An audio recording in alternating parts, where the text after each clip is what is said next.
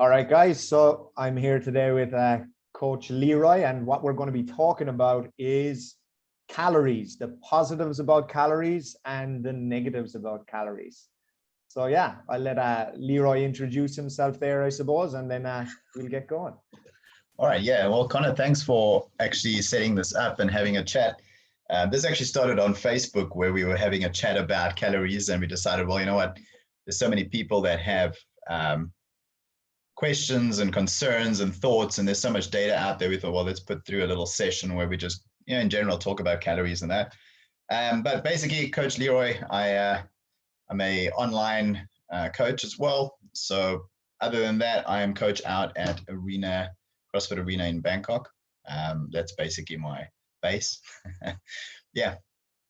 So for me, I'm Conor. I'm Irish, as you probably know from the accent, and I coach with Aspire here in Bangkok, and I also do a lot of health and nutrition coaching online as well, similar to Leroy. And for me, for both myself and Leroy, I think we're very similar in the way that we coach and the results we want to give to people. I think maybe we have a slight different viewpoint on certain areas, and that's, I suppose, why we're having this discussion today, because there are so many people who are not sure whether they should count calories or shouldn't count calories, and they have a strong opinion on either. And I think today's chat will be super informative for people and more so thought-provoking on maybe learning a way that you mightn't have thought was possible. Or changing a perception. Yeah, exactly. Trying something else, and maybe that works specifically for them. Yeah, exactly. And I suppose I'll start off by saying, like, in terms of calories, of course, we're dealing with, if you want to lose weight or if you want to gain weight, it comes down to energy balance. If you consume more energy than you expend, you will gain weight. If you expend more energy than you consume, you will lose weight. Okay, and there are little variables with water storage at time of the month, etc. But generally, that is to be true. The problem I have, I suppose, or the slight concern I have for people is that they feel like there is an over-reliance on counting calories and on calories specifically. And I feel for a lot of people that it slightly disempowers them, and they're bringing a lot of what they know and placing it on a third-party application, which can give guidelines, but I think it's very difficult for you to trick your body. And I think if we're focusing on understanding our body over focusing on calories, I think we can achieve the same result without having that confusion of how many calories is this, how many calories is that. And I think it becomes more, especially for expats, I think it becomes much easier for you to get the same result with a lot less hassle than it is with focusing on calories. All right. So I do agree with your with basically what you're saying there as well on calorie counting. So I've got the same view as you on portioning and an easier way to doing it. And then, I've been doing that for a while with clients, but with calorie counting as well, I do feel personally it has a place in a client's journey. And I can go through that in detail as well on why I think it has a place in clients' journeys, but it should not be the base of their journey. And exactly what you're saying, it is not needed. It is a hassle. Some people, though, are driven to track. Chat off camera as well, where there's people that I know that have been tracking for 3 years nonstop, and they believe in having to track it, but it's not needed. It's not necessary, but it does have a place within a client's journey, especially if their client does not have an idea of food quantities, or they've been in a position where they're not able to listen to the body. And when you say not able to listen to the body, what do you mean by that? All right. So first thing on listening to the body is when they reach that saturation point. I would say anything that you're buying in a store that's got a barcode on it has gone through processes. And there's teams of people that are actually sitting around looking at something and saying, okay, how can we get people to eat more of this? Okay, now you're consuming a diet that's mainly made up of these items. You're not able to listen to your body anymore. So you're going to consume and you're going to consume, and then you're like, okay, now I'm full. And you think that that is your saturation point when it is actually not. You probably have a lower saturation point in that. Or the food that you're eating is so devoid of nutrients that your body's going to overconsume just to get in nutrients. And then you're leading to those other problems of storage, not being in a deficit. That's why, it still comes down to every single person is unique, and every single person has a unique situation where taking a diet off the internet and saying, okay, well, I'm going to follow now 1,700 calories. Boom, I'm going to track for 6 weeks. I'm going to lose my weight. Yeah, okay, you're probably going to lose weight. Why? Because you're cutting out certain things. You're doing certain things. But what happens after those 6 weeks? You go back to it again because you're following a diet. And I mean, I know you agree on the same thing. It's about changing lifestyle. It's about, looking after yourself for longevity and creating habits that you're going to be able to follow that are not hard without ending your life, basically, not having a social life or anything like that, especially when it comes to expats. Yeah. And again, I agree with that sentiment for sure. We're surrounded by foods and by labels that are designed for us to eat more. They're designed for us to be attractive. And I suppose the only issue I have with that is that when we focus on how many calories are in each of these items, we are solving the problem to an extent, but we're not solving the real issue. Like if someone is drinking 5 cans of Coke a day, drinking 5 cans of Coke Light, of course, will reduce their calories. But the question is, why are you drinking 5 cans of Coke per day? Yeah. And then it comes down to what they're eating previously. Why do they feel a certain way? Are they drinking the Coke because it's taste? Are they drinking the Coke because they're low on energy? And I think that for some people, not all, of course, for some people, they take that calorie counting to a new level. And I think that's the main issue is that it becomes to a new level where they're uber focused on those calories. And it's almost like we're going from learning, being in kindergarten to university. We don't learn about this. If we just focused on eating real food, eating high quality sources of protein and vegetable, focusing on meals over snacks, stopping when we're full, I think to get to, let's say, 15% body fat, between 12 and 15% body fat, we can actually get to that point without even touching a calorie.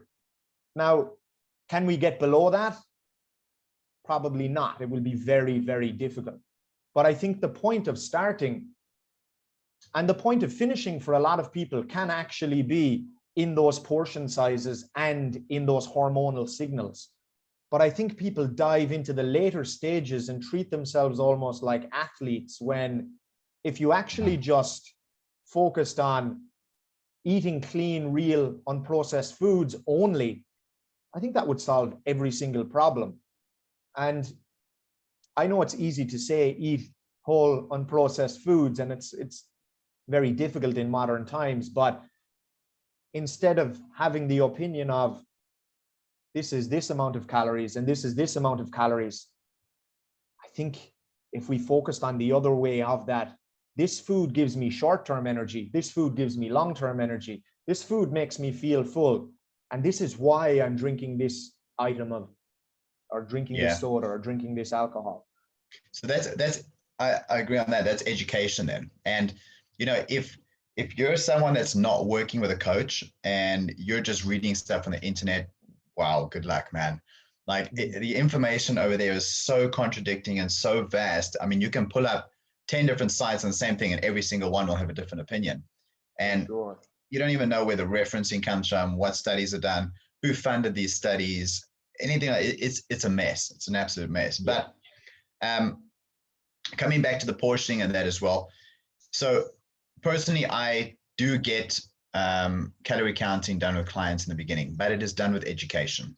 It is done with the purpose of monitoring an average so that I can see what they're eating.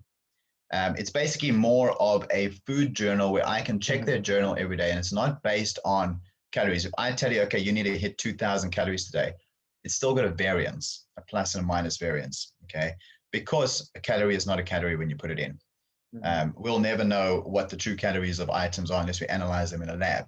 You cannot, it's impossible. And because most of the stuff that you're putting in has got generics on there, they're utilizing an average. So let's say, for instance, a client's now got to do 2,800 calories a day. He's generally wanting to put on a little bit of muscle, and he wants to go up. The only reason that I would put them onto tracking would be short term. And it is so that I can monitor their food with an average. And it's to get them to understand how much food more or less they need, but with the education of whole foods in mind.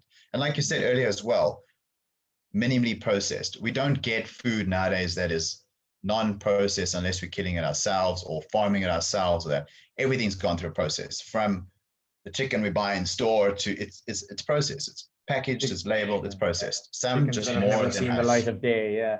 Yeah, it's some are just more processed than the others, and we want to try and stay away from those more processed foods, but we don't deem it as good or bad. That's a whole nother topic as well. You shouldn't be seeing as good or bad either. But yes, you want to take majority of your food and eat minimally processed. But then it comes down to education. So once they're doing these or this tracking and this food journaling, it shouldn't be calorie tracking to a point where, wow, I've got 500 calories left, I need to go out and have a snack now. No, because you're still educating your client on how they should be eating. And I've had it a few times where a client messaged me like, listen, I haven't hit all my calories today, but I feel full. Like, do I have to eat more? No, I'll go check their journal. I'm like, wow, no, you've actually eaten really well. You're now listening to your body. Don't need to eat more calories. Like, okay, but yesterday I ate a little bit more. Like, cool, but we work on an average over the week. It shouldn't be every single day. And at the end of the week, if you've done an average, cool. If you're not binging on the weekend, that was a good week. And then if we start doing portioning at a later stage, it's a lot easier for them to now look at a meal and say, yeah, when I teach them portioning, this is good. Like, compared to what I was eating before, this is really good. I can do this. And they get into this habit of knowing what is, good for them in portion sizes. And, then you teach them those portion sizes. And going forward, it's a lot easier, to the point where they don't have to look at a meal anymore and say, damn, is this protein the same size as my hand? I'm going to eat like 1.5 of these, to the point where I can eat this, because they're listening to their body and they understand whole food. So the different stages are set out. That's how I do it. I set it out to stages. And the goal over I would say a short, medium term would be to get that education in, teach them about foods, because most people don't understand foods nowadays. Oh, of course. 7-Eleven, you buy something in a package that's food. No, that's not food. Yeah, stepping foot in 7-Eleven is the wrong choice. Yeah. So I think personally that's how I do my journey with the clients, and I've got a basis on why, and I've had good results doing this and having that change over to portioning eventually. I myself don't track calories anymore. I will only track calories when I'm feeling bad. I'm not like something's not good. Then I'll track for a week. I'm like, oh, okay, man, am I really doing that? It's to see crap I'm eating. It's like basically writing down my food, and then I can get an average of what I'm doing, but it's not something I'm going to do all the time. Yeah, I think that's certainly a great way of doing things, and I love the hierarchy of understanding your body. And for me, I think that's the basis. And what I do is I build, very similar to what you do, is build that hierarchy of body understanding and purposeful eating, meaning that, okay, well, if this is on my plate and I'm feeling full, well, feeling full and feeling hungry, it trumps everything else. It's growing up in an Irish family, it was eat until the plate is finished, or you're not going outside to play. And for a lot of people, learning these simple two things can actually change the game completely, because no matter how hard you try, if you're following those guidelines and then following a certain macronutrient guideline, it's almost impossible for you to overeat. And starting off with, yes, understanding the food and the purposeful eating. And then personally, I go into macronutrient ratios after that, focusing on protein, focusing on veggies, understanding what carbs do, understanding what is the purpose of fats, and then the portioning after that. rarely do I go into to calorie counting, although I do have one client who is, like you said about your client before, who is so diligent with his calorie counting, so diligent. And I think if you want to get from, let's say, 12% to 8% body fat or single digit body fat percentage, I think having that tightened grip is probably an important thing to do. And I suppose more about the hormones and understanding the purpose and education is for people who are starting out, is for people who are not looking to get absolutely ripped, but who are looking to be a lot healthier, a lot leaner. And I think it's an unnecessary stress to have calories even in play for many of this population. I don't think it's solving a problem counting calories, especially for, in America, I think over 30% of the population is obese. Oh man, 30, I think it's a lot more than 30 now. Even anything more than that, even if it's 50%. But those stats and those problems, I don't think will be fixed if people understand by people understanding how many calories they're eating. If someone came to me with a food diary, and I love the food diary, I use that myself. If someone came to me with a food diary, looking at it in terms of calories, I think that for a lot of people takes away from what they need to be understanding. If you look at a food diary, something will jump out at you. If it's filled with junk food or sodas, the problem is the junk food and the sodas, not the amount of calories that they are, but that's the issue that we need to solve.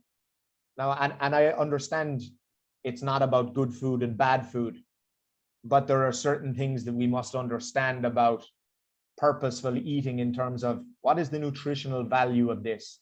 Yeah. And I think that's nutrition content. There's that new term that I like. It's that nutrivore. Now, have you heard of nutrivore now? Chasing nutrients and not macros. Oh, wow. I like so that's actually, it's something, just think, if you think about the term already, like I'm looking at a food or a meal, and instead of thinking about, this is, protein, fats, X, Y, Z, I'm looking at this and I'm like, okay, I'm getting nutrients from this. That's a different story.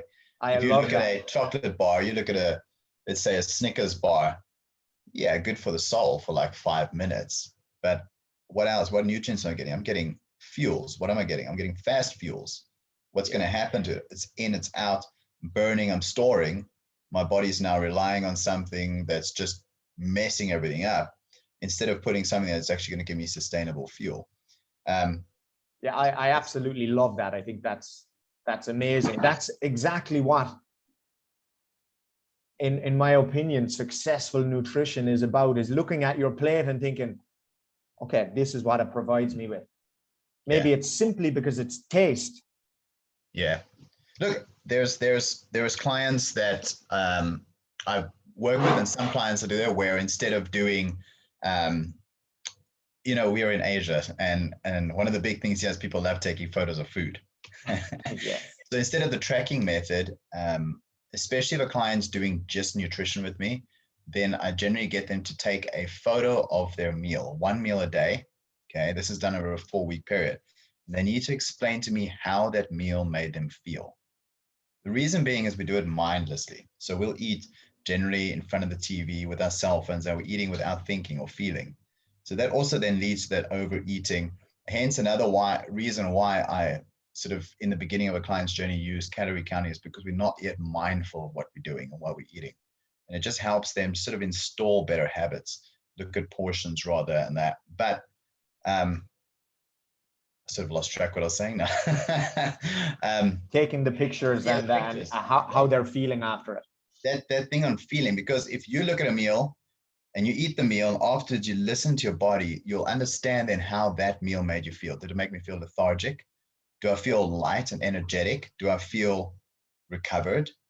Am I meeting the need? Do I still feel hungry? Am I thirsty now? 2 hours later, wow, am I hitting a crash, or am I still good? Then you understand what foods are good for you, what foods are not working well for you, what foods are bloating you, what foods are not making you sleep well. Then you start understanding more about foods based on you and your specific body, because yet again, it's never one size fits all. Exactly. I think that's an amazing approach, because your body will tell you exactly what it needs when it needs it. And I'm sure you get this a lot with people who are doing CrossFit as well, whereby they go in and they do CrossFit and they feel quite tired, but maybe they're having the same energy intake while they're actually expending so much more energy than usual. And this often happens with people, and the simple understanding of that energy intake and energy expenditure is vital and important. Yeah. Or they're fueling with the wrong energies afterwards. So they think they're getting the energies in, but the energy sources that they're getting is not quality sources. And yet again, they're missing out on that whole food point. I mean, it's one thing filling up with calories, but how full are those calories? Is it empty? You know, yeah, I'm getting my calories in, but what nutrients are in them? And that's where you say with the listening to your body on foods as well, because you could grab something, you feel good for a little while, but was it really fulfilling the need that your body was trying to get you to fill? Yeah, exactly.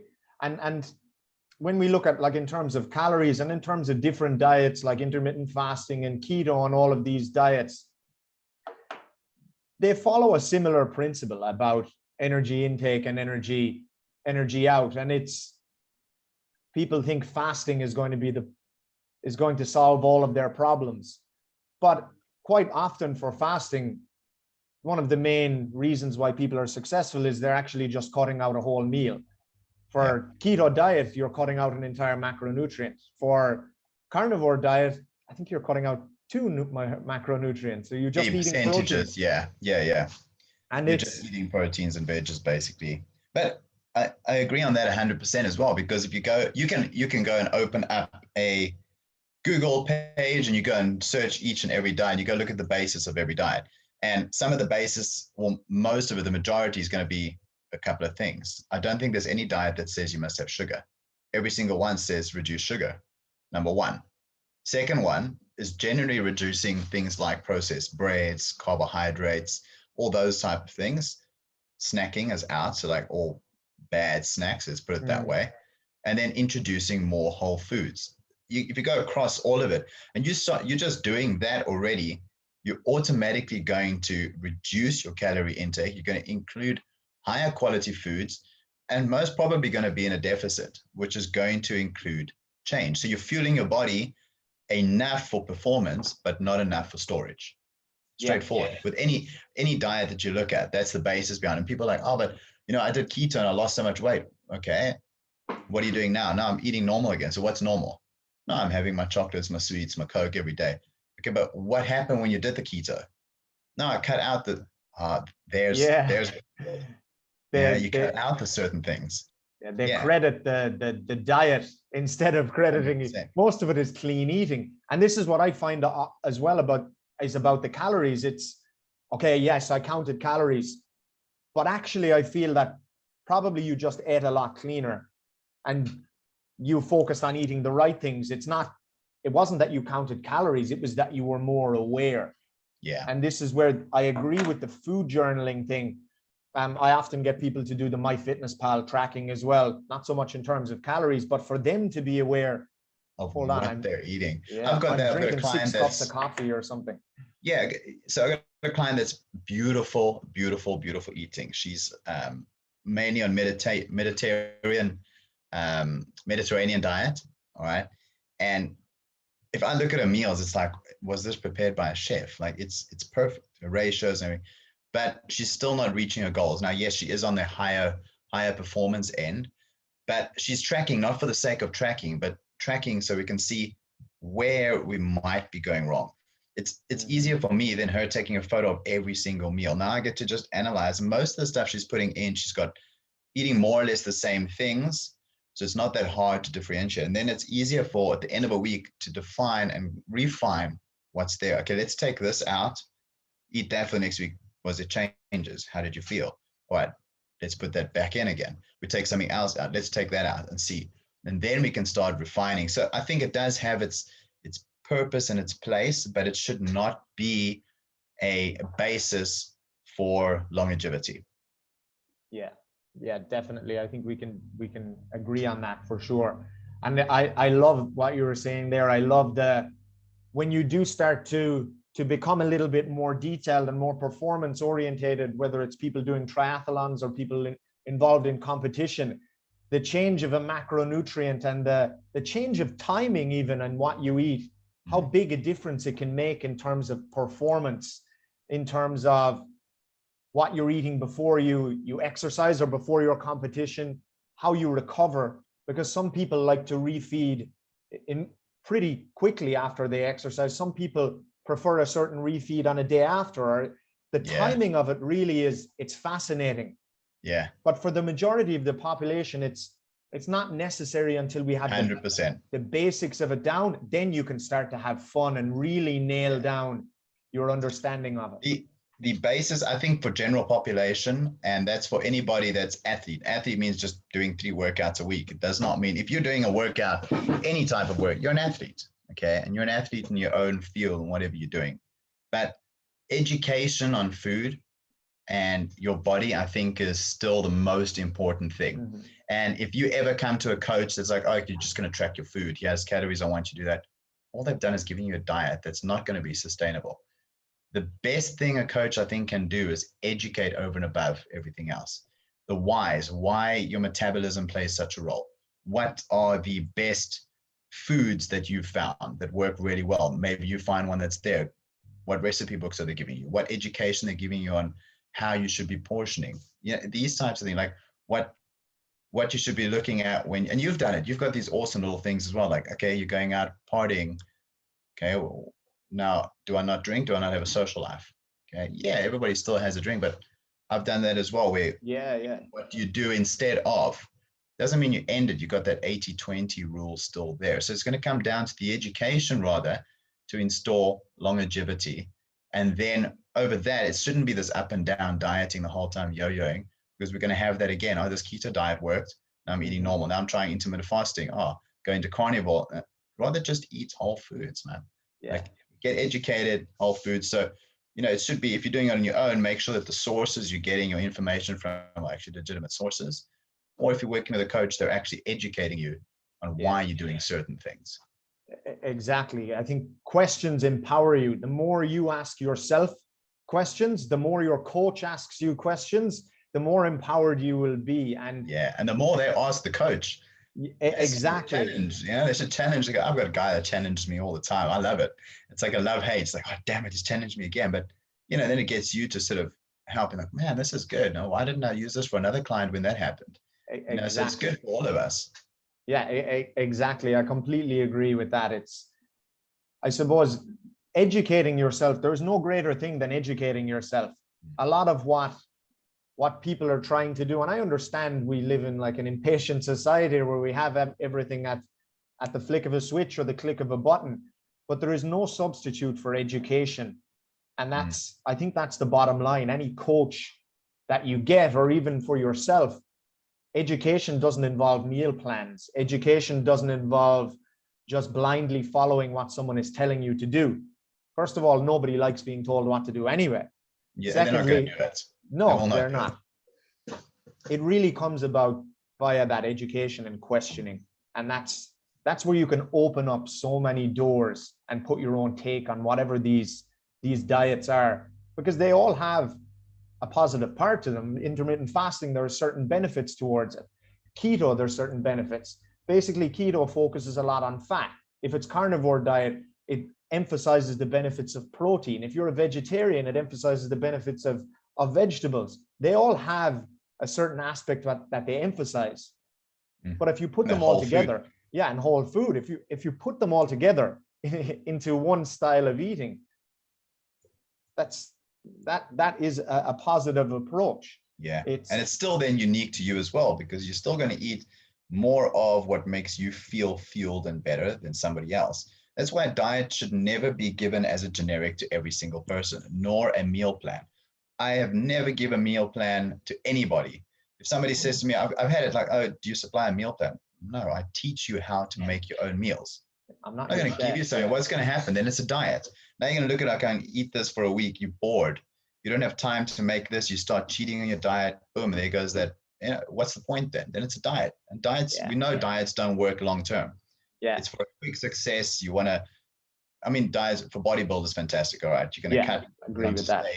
Afterwards, you're back to your puffy self again. Like, you know, you want to eat something where it doesn't matter when you take your shirt off, you feel good over and above looking good. But if you're looking after eating whole foods and that, you feel good, you're performing well, and then aesthetics follows.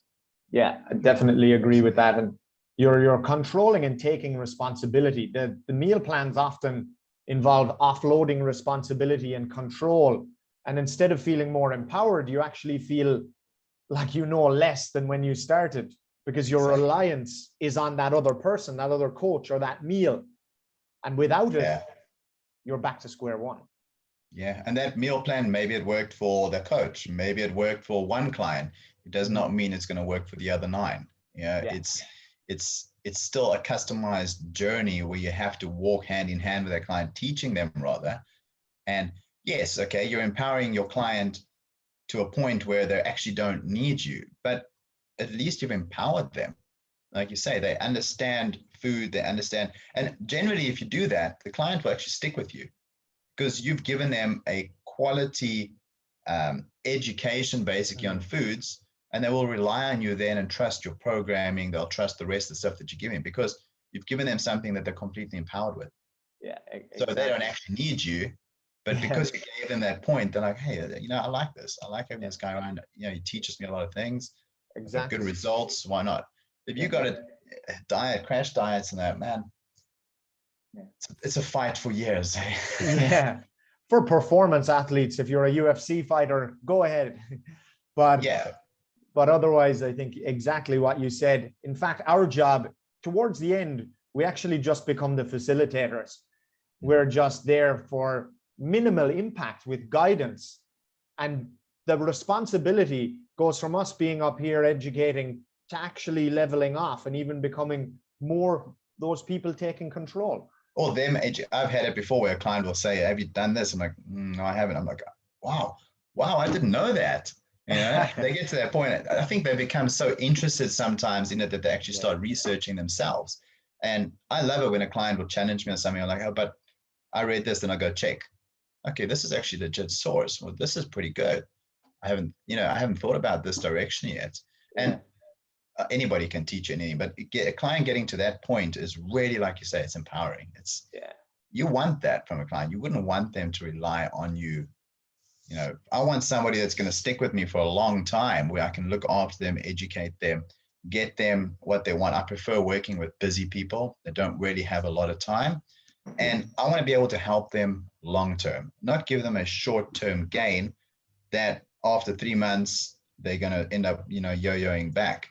Rather give them something that they can do. That's why I've got my process and set out. And, I think every coach that you go to will have similar things, or whatever that coach has attracted you or why they've attracted you. I think they will help you in their own process. But the number one thing would come down to still education.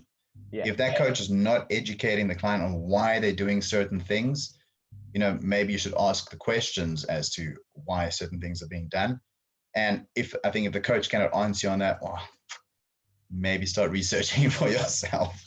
Exactly. I totally agree with that. It is number one, that education aspect of it. And so I think we've covered loads on calories, loads on not calories. But I think in general, for someone listening to this, I hope it's informative for you. And mostly that, I think the main point here is that taking your own version of something is extremely important. Listening to your body is extremely important, and empowering yourself and educating yourself in nutrition is ultimately what's going to bring you forward. The details of exactly how you do it, again, find out what works for you, and whatever you choose, just be comfortable with learning the process of it. Yeah, I think my points would be also similar to what you're stating there. And, no matter what you're doing, I think it will come down to listening to your body. Actually pay attention to how things make you feel, and foods, people still sometimes they're like, they don't understand that foods can even affect your mood. Mhm. Listen to your body, listen to how you're reacting or feeling after meals. I mean, alcohol is a very easy one to understand. When you're drinking alcohol, what happens? But food has the same effects on our bodies as well.